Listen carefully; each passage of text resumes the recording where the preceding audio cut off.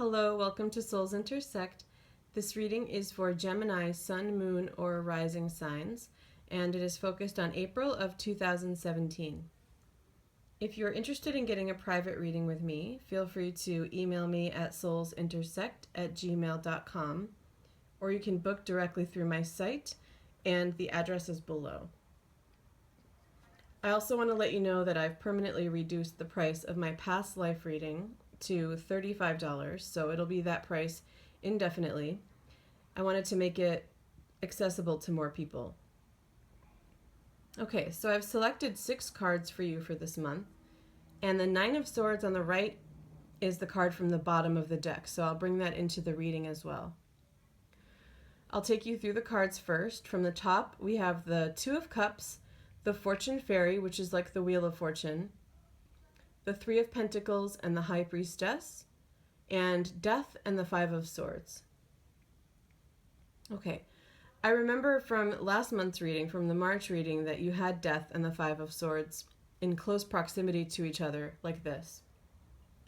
So I sense that there are some ongoing themes, and there is this strong sense of worry and mental conflict regarding the ending of something or a change, a significant change in something, some sort of important life area. So for some people, it's definitely a relationship. I also sense that it could be like a dissolving of a business partnership. When I look at this left-hand column, we have the 2 of Cups, the 3 of Pentacles, and Death. And I sense that for some of you, it is in regard to a divorce or a relationship ending. If you weren't actually married, it feels like you were very linked in some way, not just romantically or spiritually, but with this 3 of Pentacles coming through, it does seem like there was something shared, possibly a home, or maybe even a business in a romantic relationship situation as well. Or this was a divorce from a marriage, or just a business partnership or something along those lines. But that 3 of Pentacles brings in that collaborative effort between the two of you in some way, and that is probably why it's any ending like that is painful, but it seems a little more complicated because I feel that there are some financial things involved and some logistical things, and I feel like that's really what is increasing a lot of this worry and why you have these 2 Swords cards, because that 9 of Swords also is definitely about anxiety and worry. And it seems like it might be pretty severe for some of you. Okay. Looking at the Fortune Fairy and the High Priestess, I'm sensing that, again, I feel that for some of you, this mental aspect of it is quite severe. So it's going to be different levels for different people, but having both the 5 and the 9, because the 5 can very much be about being conflicted, either inner conflict or conflict with someone else, and it can carry with it that sense of either confusion or anguish. But the 9 is a really severe version of some of that, and it's about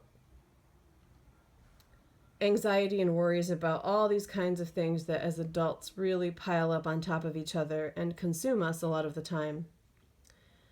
And the Fortune Fairy, it is like the Wheel of Fortune, so it does bring in some of that meaning that has to do with everything has its own season, or, things coming in time. And I do sense that this has been ongoing because it showed up in last month's reading, and it feels to me like it's been carrying on for quite a while, and that's part of why the anxiety is so difficult.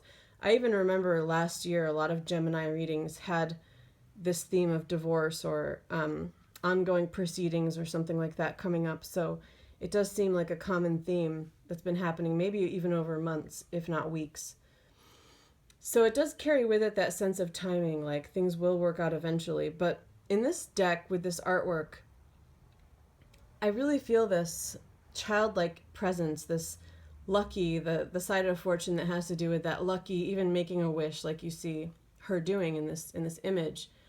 And I feel that these 2 major arcanas are clues to help heal this other major arcana, which is this death and this ending, which is really triggering some of the suffering you're experiencing. So the fortune fairy here feels like it's hinting at bringing in some childlike energy into this to try to zoom out and away from some of this mental energy to get you out of it, doing things that you liked to do as a child or that make you feel playful, or even doing things with children. And the High Priestess feels like another solution or something that will at least help heal, and it feels like it's calling in this spiritual side of yourself, tuning into your spiritual side, meditating, praying. It could even be going to church for some of you if that's what you do, or going to group meditations, even something like yoga. Anything that you feel helps raise your vibration and put you in a heightened state, because that heightening, that rising above is rising above the mental air energy of these swords cards, and both of those things can really help you heal. In fact, they could be done together, so there could be something involving both being childlike and embracing your spiritual side or tuning into it more. Being in nature would be one of those, because that puts you more in tune with spiritual energy, and also allows you to be playful if you let yourself, even if it's just running or climbing a tree if you want to do that. But also artistic things, some different things that you could do at home. Even something like coloring that seems to be becoming more common for adults can be very relaxing. So I feel that these are coming through mainly as solutions. And looking at some of the other artwork, you see these like this vulture and these hawks, I think they are, in the Death and Five of Swords. And then you even get some of that bird imagery in the Nine with the owl and the feathers, and they all have that dark kind of stormy coloring in the background.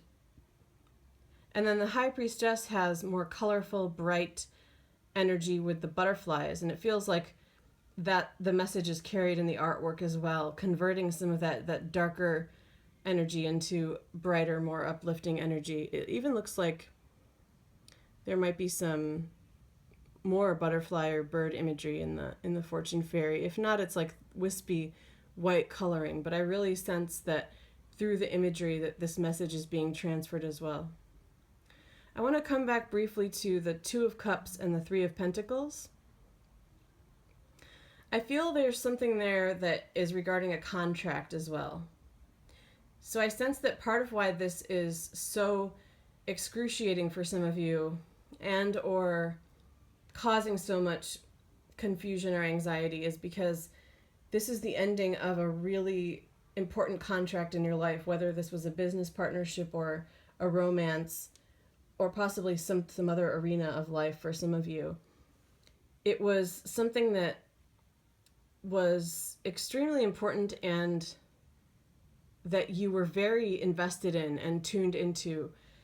And because you were so invested and tuned in, I get the sense that you almost got used to it and felt like it was going to be permanent because it felt so right. Well, the message is that it felt so right because it was something you planned before coming to this life. It was meant to happen. It was a contract that was meant to be fulfilled, and it was. And so you're shifting gears. There's a major transition happening, and that's why some of this feels so disorienting.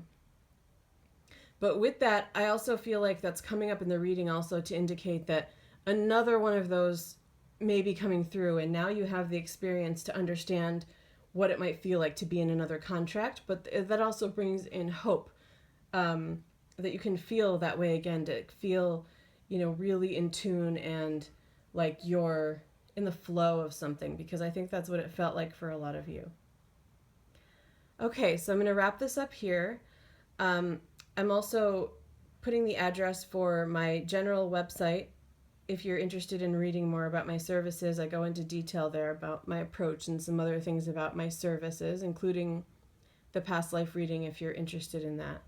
And if you have any questions, feel free to email me anytime. Take care.